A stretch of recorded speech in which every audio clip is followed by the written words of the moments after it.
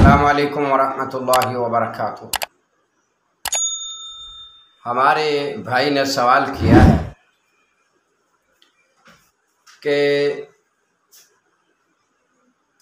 ذی الحجہ کا چاند نظر آنے سے پہلے اور بعد میں کیا اعمال کرنے چاہیے۔ محترم بھائی، میں انشاءاللہ عز و جل اللہ کی توفیق اور اس کے فضل اس کی رحمت سے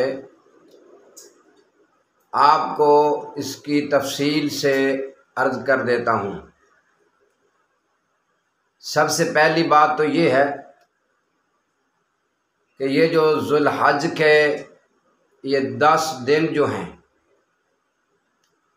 ذی الحجہ کے جو یہ دن ہیں، یہ تمام دنوں سے افضل ہیں۔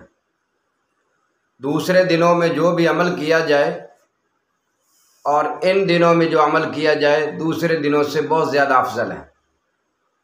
کوئی بھی عمل کیا جائے اس کا زیادہ ثواب ملتا ہے ذی الحجہ کے دنوں میں جو بھی اعمال کرے جائے۔ اسی طریقے سے رسول اللہ صلی اللہ علیہ وآلہ وسلم سے صحابہ کرام رضوان اللہ تعالی علیہم اجمعین نے عرض کی، اللہ کے حضور صلی اللہ علیہ وسلم، کیا دوسرے دنوں میں جہاد کیا جائے تو پھر بھی یہ دن افضل ہیں؟ رحمت کائنات صلی اللہ علیہ وسلم فرماتے ہیں پھر بھی یہ دن افضل ہیں ذی الحجہ کے۔ فرمایا ہاں، اگر کوئی آدمی اپنی جان لے کے اپنا سارا مال لے کے وہ میدان جہاد میں جاتا ہے اور وہاں جا کے وہ مال بھی اس کا اور اس کی جان بھی وہ شہادت نوش کر جاتا ہے تو پھر تو افضل ہے، ورنہ عام دنوں میں جہاد کرنے سے بھی یہ دن افضل ہیں۔ یعنی عام دنوں میں جہاد کرنا اور ان دنوں میں نیک اعمال کرنے یہ افضل ترین عمل ہے۔ اللہ تو سب سے پہلے جب چاند نظر آنے سے پہلے 2 یا 1-2 دن باقی ہیں، چاند نظر آ جائے گا ذی الحجہ کا، تو سب سے پہلے جن مسلمان بھائیوں نے اللہ کی رضا کے لیے جو قربانیاں لی ہیں، قربانیاں کرنی ہیں، اللہ ہم سب کو یہ ہمت دے، طاقت دے، توفیق دے،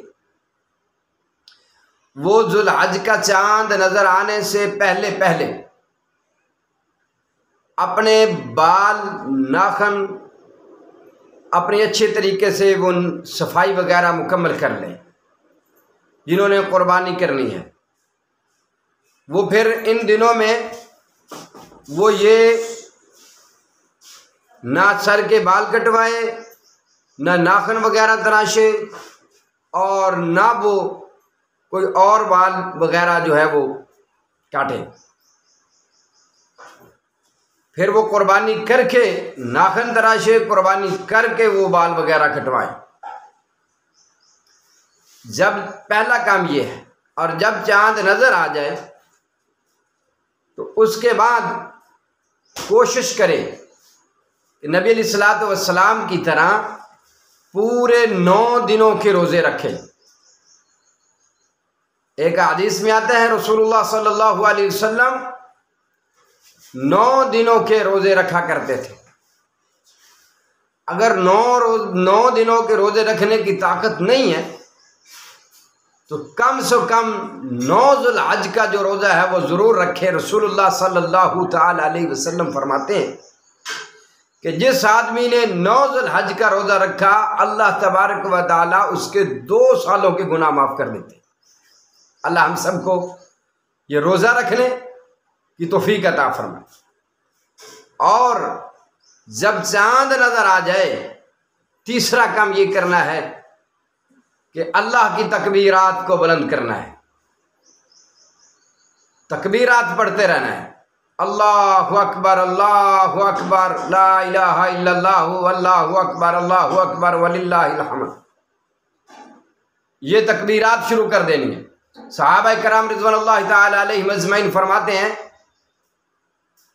کہ ہم بازاروں میں چلے جاتے تھے، با آواز بلند بازاروں میں تکبیرات شروع کر دیتے، بازاروں میں جاتے پڑھتے اونچی آواز سے تاکہ دوسرے لوگ بھی پڑھیں۔ یہ 3 کام ضرور کرنے ہیں۔